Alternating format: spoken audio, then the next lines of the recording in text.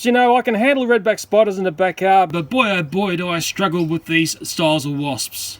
Well, this might be a different way to start 2019. I've had a string of disasters happen to me, and in my area of Sydney where I live, I'm up on the roof of my house trying to fix holes that keep appearing in the roof, and I might need the expert eyes of my audience who knows about tiled roofs, and they can explain to me why do cracks keep appearing and reappearing in my tiles after the massive hailstorm that we've had. I don't think there was any warning about this storm. It's just giant hail making huge noises here.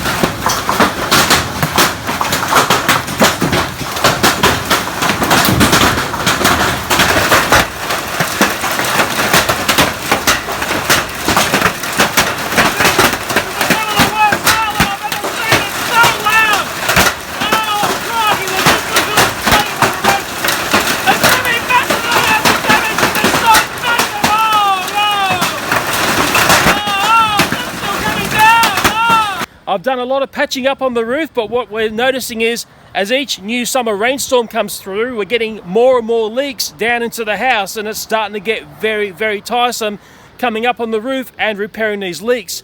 Let's take a look at the latest leak area on my roof. This is one side of our house on the roof there. The grey patches are my patches that I've put up onto the roof. And if I come down here, you can see one of those patch areas up close. I've had to put silicone through here and I've coated it with some goopy stuff. But the sinister thing is that with the hot days and everything, we're getting these very, very sinister new cracks start to open up. I can see where the hail has impacted here. It clears the moss away, but if I go in closer, we'll start to see that crack clearly. Rightio, I'm nice and close in there. I can see the crack going through here. I can see it coming up here. I can see a little bit of terracotta has chipped off there. I can also see the crack progressing along here and up that area there. That little crack there actually has brought in a fair bit of water into the house in the laundry area.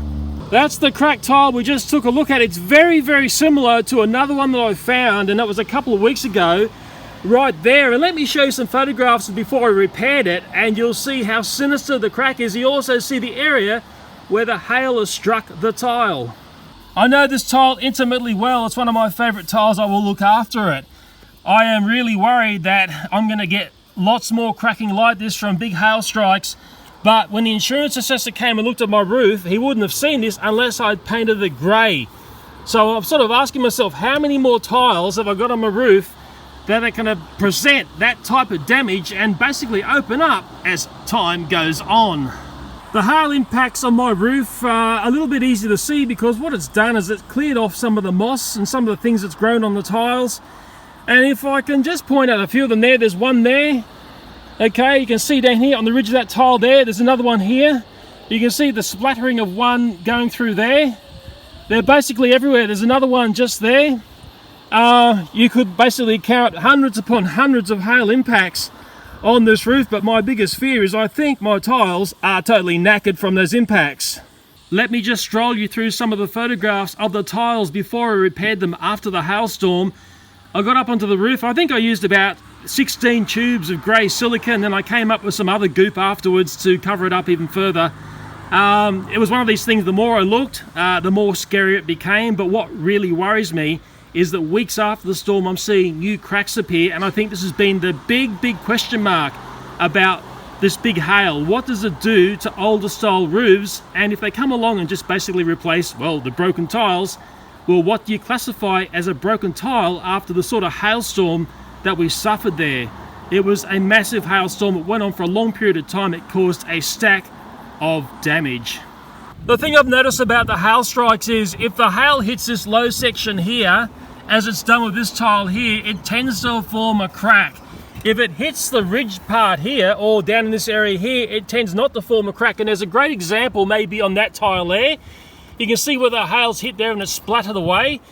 But I'm starting to really think, wow, how many tiles are going to have these little sinister cracks that are really hard to find unless they start to open up or they start to leak water inside the house.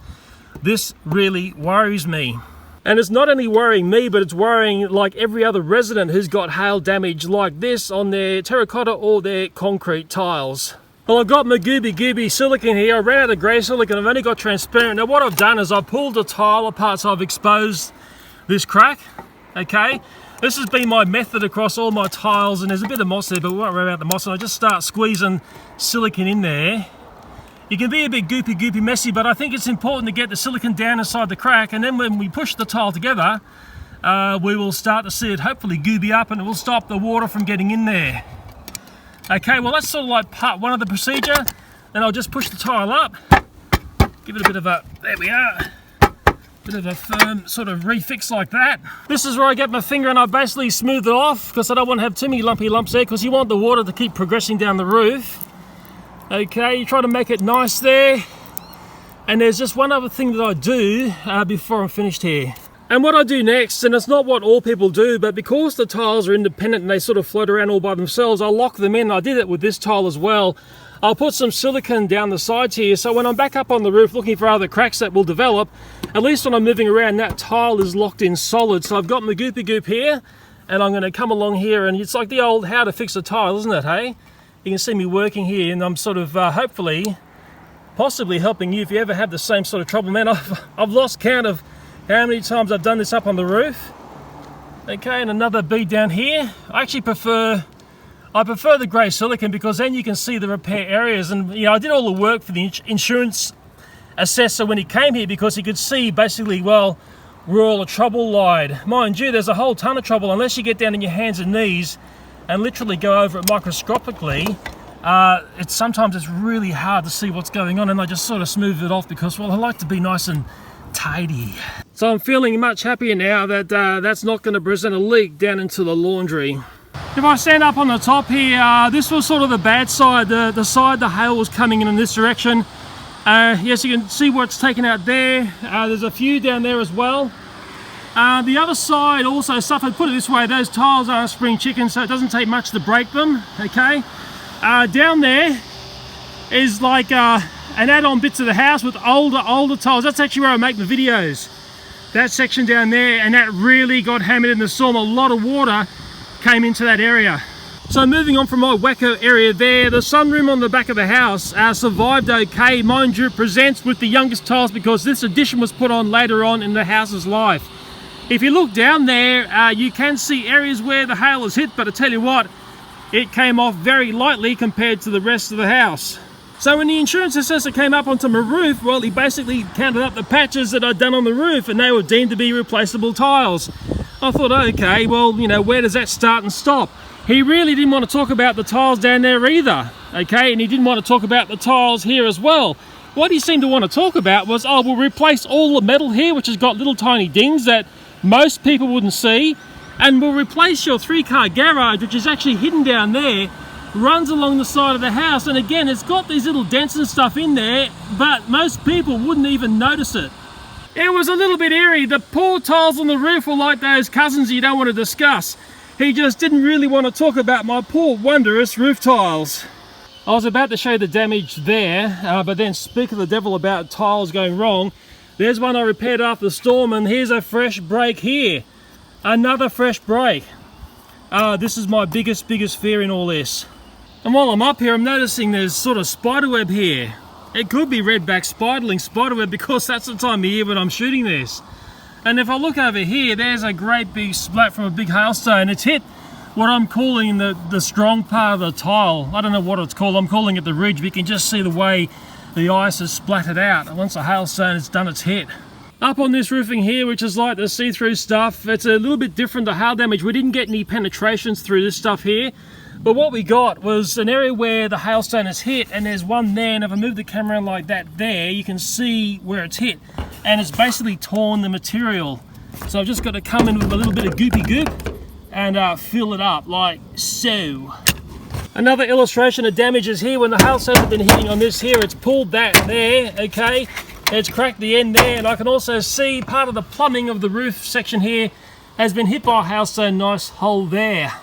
On this section of the roof here, you can see where a hailstone has almost penetrated through. This material isn't that old, and I can see that, wow, must have been a big hailstone to do that. We were very lucky not to have penetrations through material like this, like so many other people had suffered. There's another bit of damage there. It is a crack that's pulled down this section here. I'll be gooping this up, and from something like this, you get a stack of water that comes in because, again, that's the low part there. I'll just get the goopy goops on this, nice and plentiful. Hopefully that's gonna stop it. While I'm up here, I've just noticed something that I don't like to see. I've been stung by these things. They are paper wasps. Whether they're friend or foe, well, I don't really want to know. All I know is that a sting from those guys really, really hurts, and I'm gonna have to deal with that. So yes, those see-through sheets presented some problems, but we got off fairly lightly there. But the big fuss when the insurance assessor came was about this metal paneling here. Now, to show you the dings on this metal paneling, it's actually, I'd have to really show you in the right sort of light. I probably have to go underneath to show you, because the dents on this isn't that apparent. Yet there was much fuss made about this paneling and also the carport, when really, to me, the big trouble was happening up on the tiled roof. That was one of the grey silicone tubes that I threw, and I didn't successfully get off the back of the roof there. Oh, watch out below! Okay, it's this section here. It actually works best when the sun doesn't come out. If I put my finger through there, I can feel quite a divot. It's very hard to see because it's all white and greyish. You can sort of see where the hail has changed the colour of it. Well, I can see it through my naked eye. I can certainly feel it. And what they say is water will accumulate here, and over time this will become a rust point. I can also see an area up here, okay, and I can just see a divot there. Very much more something, if I put my finger over it, very noticeable. Maybe if I stand up here and move the camera across slowly, you can just see the slight discoloration of where the hail has hit. But I'll tell you what, I'm not that fussed about the damage on this, but crikeys, I'm fussed about my poor old tiles. I was just making a retreat off the roof, and this is the sunroof part of the roof in a sense, and I've just found another one of those very, very sinister cracks. Now, this wasn't here the other day. To me, this is a new crack. Okay, you can see it there. You can see a hail strike area there. The crack's running along here, and there could possibly also be another hail strike area there. But in my mind, this one here is the one down in the low part of the tile. It's just like the other smaller cracks. Very difficult to find cracks that I've been seeing develop on the roof. And this tile here is not part of the repair schedule that the assessor came and counted. I'm getting more and more cracked tiles. Where does it start and stop? I think I'll be having a very, very interesting conversation with my insurance company. We won't name names yet. If trouble starts to occur, we will start to name names. I might just try and open this up a bit to get some silicone down here. And notice how hard it is to see when you've got moss on your roof. How many people would have cracks hiding underneath moss? Really, the only way to see it is to see the area where there's been a hail impact. I'm making a case study of this sort of breakage because I've had people say to me, when terracotta or cement tiles break, there is an obvious break. A piece will break away, or the tile may collapse and fall into the ceiling cavity. Yes, I saw that on my place. You'll get a crack of 3 going across, or 4. The tile collapses in, you get a big leak. But when you start to see these little cracks, which are very sinister, I think this is something that's going to open up a lot of people's eyes. Okay, I've done my silicone repair, but what's really spooking me, where does this start and where does it stop? I know there's going to be stacks of people with this sort of trouble in my suburb. Right, I'm down off the roof, I'm under the carport, and I'll show you the damage that was, well, a lot of fuss was made over, and I wasn't making that much fuss over it. And if I look in that section there, and if I zoom in a bit like that, you can just see that dimple, which is right in the middle of the screen there. Okay, and if I move the camera around a bit, you might see another smaller dimple there, sort of right in the middle of the screen. And just looking at another section here, but I move along and I have the right sort of gleam and sheen going on under there, you might see a few more dimples on that metalwork along there. Yeah, so all that there is being replaced, but let's not talk about the tiles. Okay, well, the damage to my house is just one of quite a few bad things that have happened to me over the last couple of months. Maybe something's good is going to happen soon. I'm waiting for it to happen. I'm hoping someone who knows about tile damage and hail impacted tiles is watching this video and can enlighten me and also the audience in their comment on this video, because I'm sure there are plenty of other people in the same situation that I'm in. The next video that I'm going to put together is a very interesting one about someone who has been accused of fraud with hail damage to a car. I find it a very interesting story, and it's a very interesting car we'll be taking a look at. That will be the next video after this one. And that's going to be an eye-opener because it's still an active case. And if this person gets done for fraud, I tell you what, I'm going to be naming and shaming some companies along the way. You thought I forgot about the wasps that are just up there. I haven't forgotten about them, and this is the stuff I'm going to use to tidy them up. Let's do it. Here's the product close up. Blitzum Wasp Killer and Nest Destroyer. And it's got a picture of a poor wasp that's carked there. There's the active ingredients there. Okay, maybe you know those chemicals and you got to shake it up before you use it. On the back of the can, it's showing you how to use it. There's the pest, there's a wasp, and how to apply. And I think it's really important to read that blah blah there. Especially the detail of being at least 2 meters from the nest. Do a test spray first, so we're going to count back 2 meters by 2 steps backwards. 1, 2.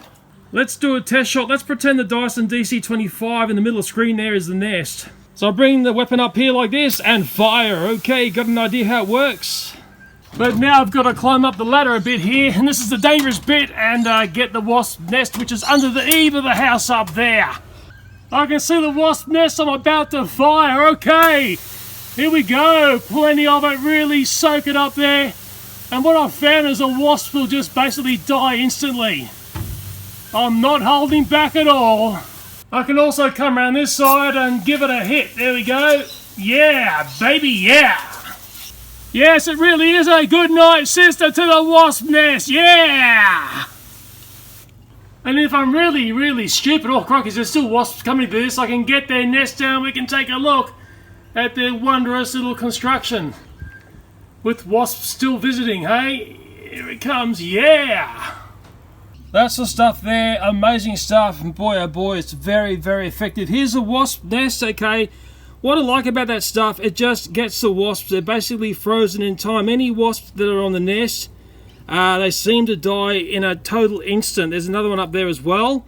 I think a few got away. You notice the stingers are out. Well, that's the way they operate. And I also noticed some little ones down there as well. So who knows what those little ones are, whether they're juveniles or just some other ring-in. There's a look at their miraculous nest. Look, it's a wonder of nature, isn't it? But there's not wonderful being stung by these. And there's a nice close-up look at one of the wasps. Yes, the stinger is out, and when they sting multiple times. Unlike bees, these guys just keep on stinging. Yes, good night sister to those paper wasps there. You know what, I can handle redback spiders in the backyard, but boy oh boy do I struggle with these styles of wasps.